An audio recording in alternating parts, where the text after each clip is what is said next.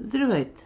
Това е 23-то видео от серията видеа, посветени на книгата на Юкай Чоу за геймификацията, четвъртия раздел. Нарекли сме го "Общата сила на двигателите". В края на краища всеки от двигателите разполага с огромно количество мощност и дизайнерът трябва да обмисли внимателно проектирането на етични цели, за да се увери, че има пълна прозрачност към желаното поведение, съчетано със свободата на потребителите за включване и изключване. Ако това не бъде направено внимателно, игровият дизайн ще провали обещанието да направи живота по-приятен и продуктивен и просто ще се превърне в източник за нещастие и горчивина. И тогава вероятно ще отпадне напълно. Никой не иска това. Фразата клише е, че с голяма сила идва и голяма отговорност.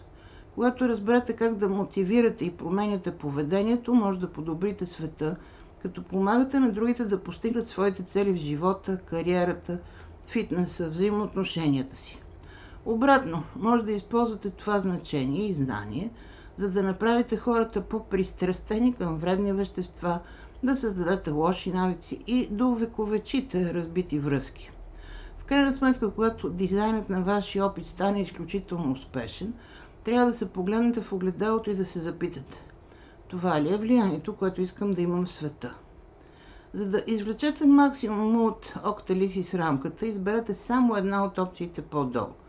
Лесната част. Опитайте да изрецитирате трите двигатели от бялата шапка и трите от черната шапка, без да ги гледате. Можете ли да обясните различията им? Средния вариант. Спомнете си собствения си живот и всички важни решения, които сте взели. Кандидатстване в училище, смяна на работа, намиране на значим човек, преместване на нови места. Какви двигатели ви мотивираха да вземете тези решения? Дали са най-вече по причина на бялата или на черната шапка? По-доволни ли сте от решенията, които вземате с двигателите от бялата шапка? Чувствате ли се по-малко комфортно с решенията, които са ръководени от двигатели от черната шапка? Но чувствате, че сте имали малък избор, когато решението е взето. Юкай Чоу каза, че веднъж към него се обръща една от най-големите конгломерати за тютюн и бира в света, за да проведе с тях няколко семинара. След като обсъдили с екипа му, те решили, че въпреки че това ще бъде доста доходоносна връзка, ако са изключително успешни в работата си и повече хора станат пристрастени към тютюна и алкохола, това няма да е въздействието, което те желаят да имат в този свят. В крайна сметка отказват този конкретен проект.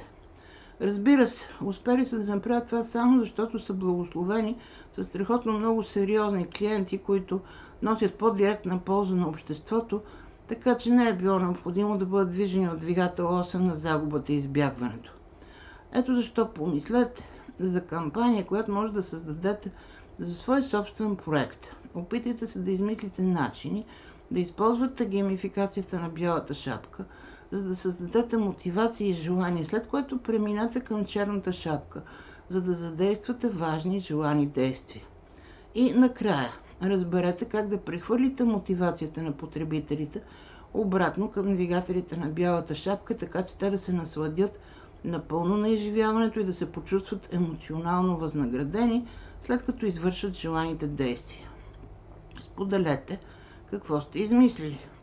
Ако изберете средното предизвикателство, което ви поставихме, споделете вашия житейски избор, идентифицирайте двигателите, които са ви мотивирали по пътя и помислете как сте се чувствали по време на тези житейски избори.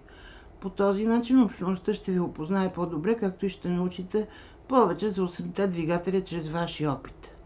Както знаете, общността прави преживяването привлекателно и забавно и ще направи цялото време, което сте инвестирали в това да учите за геймификация, по-пълноценно. Вероятно ще има и други в групата, които също ще имат подобен на вашия житейски опит и избор и могат да ви помогнат да разберете по-лесно житейските си избори през 8-те двигателя. И така, скъпи мои приятели, на моя YouTube канал Дневниците на професор Кръстев аз правя съдържание за маркетинг и бизнес всеки ден. Ако то ви допада, моля, абонирайте се за канала. От сърце ви желая прекрасен ден!